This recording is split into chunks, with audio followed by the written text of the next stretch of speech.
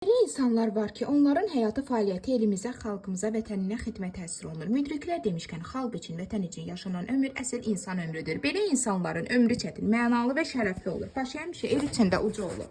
Onlar öz xoşbəxtliyini, saadətini, varlığını vətənə, xalqa ləyaqətlə xidmətdə görür. Belə insanlar öz xalqının, millətinin mənəvi siması, genofondudur desək, səhv etməliyik.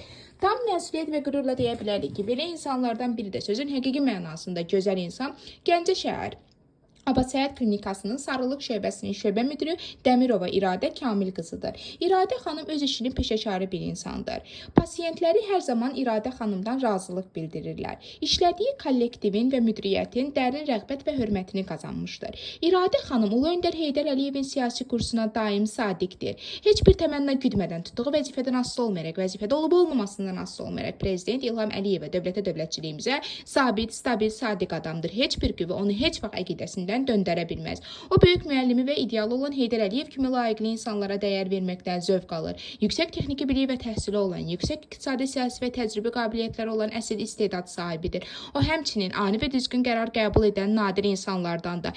Prezident İlham Əliyevdən nümunə götürən İradə həkimin böyüklüyü onun sadəliyində, insanlara insani münasibətindədir. Biz də bu çətin və şərəfli işini böyük ləyaqət və vicdan hissi ilə icra etdiyi üçün İradə həkimə təşəkkür edir. Ona gələcək işlərində uğur və müvəffəqiyyətlər, həmçinin yeni nailiyyətlər arzu edirik. Hər daim var olasınız, əziz İradə xanım.